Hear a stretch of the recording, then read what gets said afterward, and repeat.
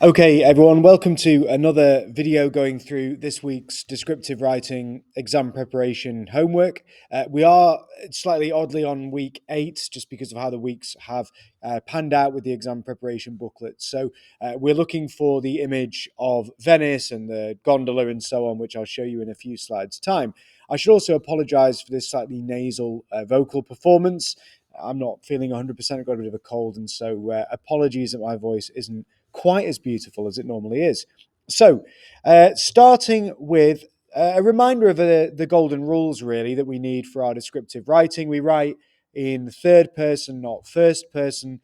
By writing in third person, it allows us to shift location far more easily and also shift time far more easily than if we were a character in the narrative itself, writing in first person, telling the story, therefore, or telling the narrative from that limited first person perspective, because we're writing a description and we want to be able to move around both in time and also in space, geographically, in terms of location. Third person is the way to go. We want to write in sentences, complete sentences. We need to make sure that we aren't writing fragments unless we are intentionally choosing to do it, a one-word sentence, perhaps for some sort of moment of effect or to focus attention on something. Generally speaking, 9 times out of 10, we are writing in full grammatically complete sentences.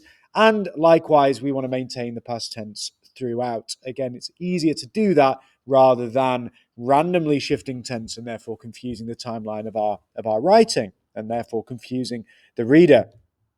Okay, so a new slide, a new thing to be thinking about. So the metaphor or the analogy is being a butterfly and not a grasshopper. Okay, so if you think about the movement of a grasshopper, okay, the clues in the name, kind of leaping from one place, one thing to another. Quite a lot of our descriptions are still rather grasshopper-like.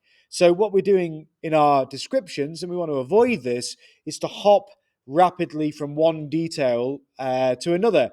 And by leaping around quickly, and this was particularly the case in our mock exam responses, by leaping from one detail quickly to another, it gives us as readers, and I felt this marking my own class's work, and I'm sure other teachers felt the same way, it gives you very little time to really, as a reader, to picture anything being described.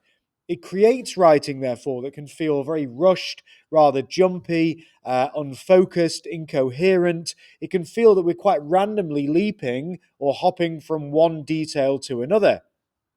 So, we don't want to be grasshoppers. We want to be like a butterfly, not just in terms of the beauty of their wings, but we want to move as a butterfly moves, which is resting and lingering in one location for a good period of time and then gently moving to another. So we want to be lingering. We want to be staying with an image. We want to just stay with that moment of movement, describing color, texture, mood, rather than randomly leaping around, actually 2 or 3 moments where we're lingering and exploring, focusing, as I've said there, on describing color, the sensory experience of a particular moment and location, that sense of movement and texture and so on. That's what we want because it does allow the reader, therefore, time to picture what's being described.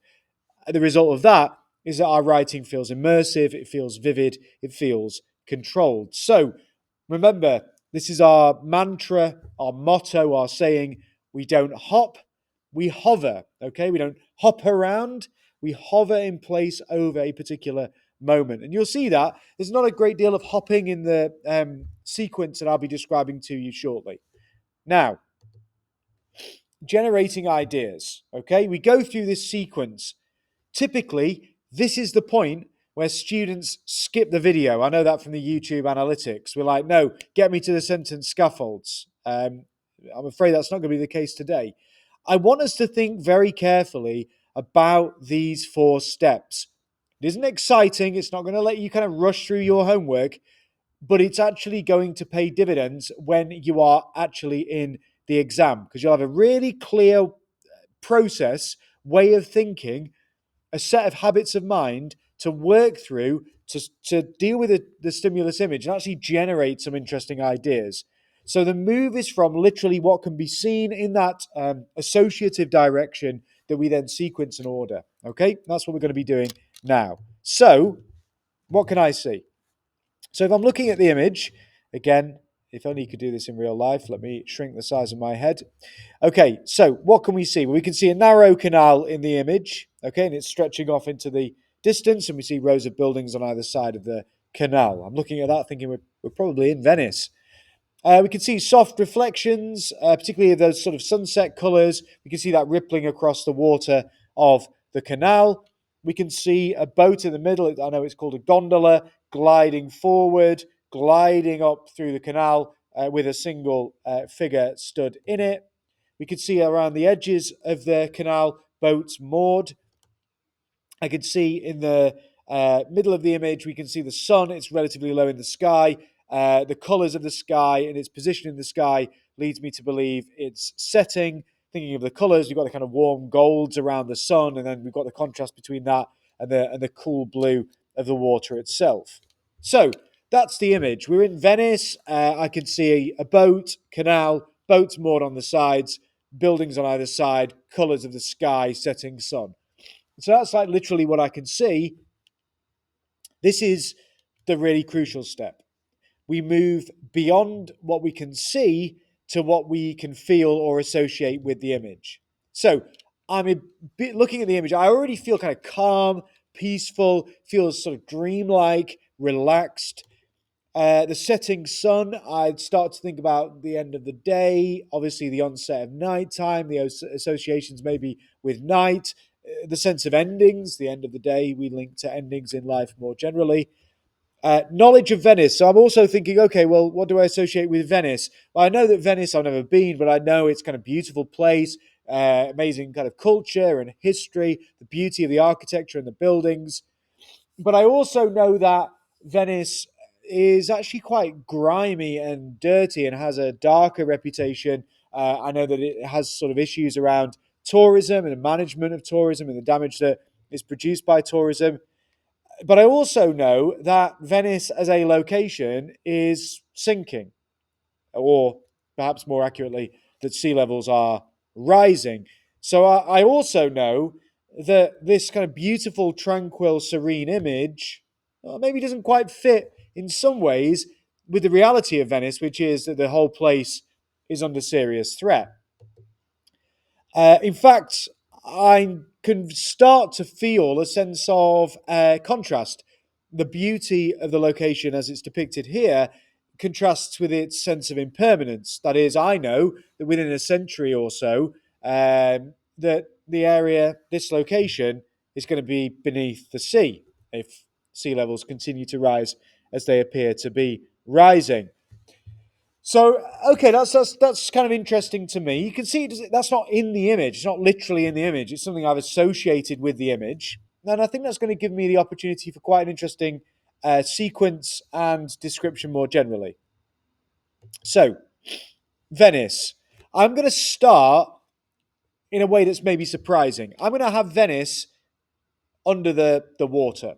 Okay, Venice reclaimed by the sea. That's going to be my opening, which is then in the second section of my sequence going to allow me to then flash back to Venice in its kind of glittering, beautiful prime.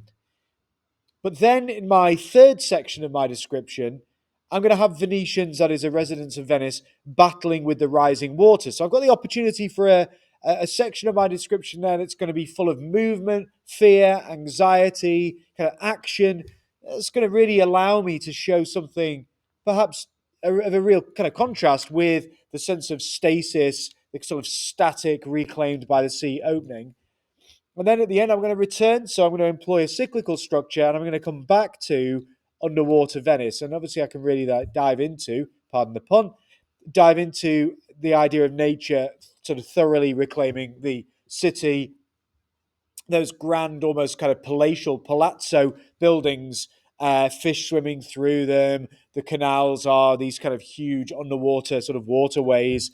And I can really kind of lean into that aquatic undersea description.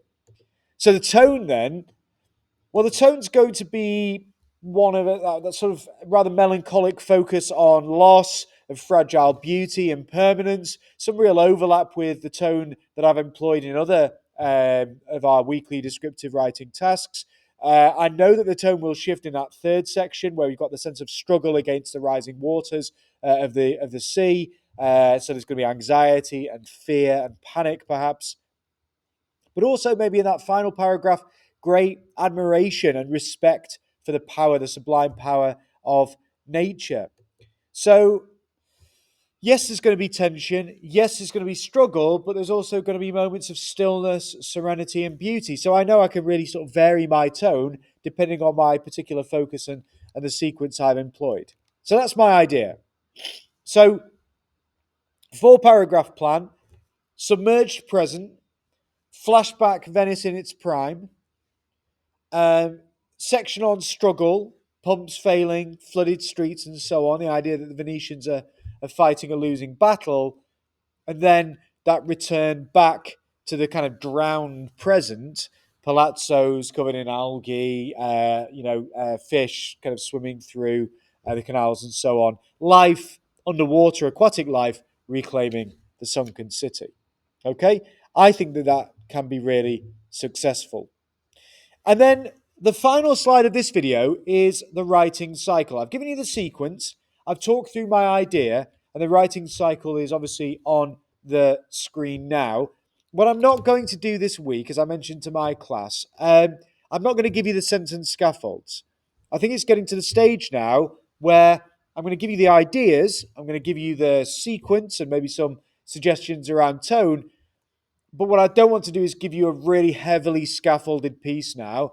I know we can do it when I really heavily scaffold it, but we've got to be practicing doing this more independently and managing those sentence openings, sentence variety, making sure we are being more like butterflies, not grasshoppers, leaping from section to section, but actually lingering and resting and exploring the descriptive possibilities of one of our 4 elements of our sequence. Okay, so no sentence scaffolds this week, bit of a change from previous weeks, but I think it's important we start fading those scaffolds and that you are now responsible for constructing the paragraphs with the writing cycle in mind. So, with that, I'll bring the video to a close. Best of luck with your homework this week, and I really look forward to seeing your interpretations. I have to say, I've heard from other teachers that lots of students have been adapting the sentence scaffolds, been adapting my sequencing and my ideas, and obviously putting their own spin on it. I saw that in my own class, some great examples with my own class too, which is brilliant. These videos are designed to give you some food for thought, some ideas, but now with the removal of the scaffolds, you are perhaps more liberated to take it in a direction that you see fit. So best of luck, and I look forward to seeing what you've come up with next week.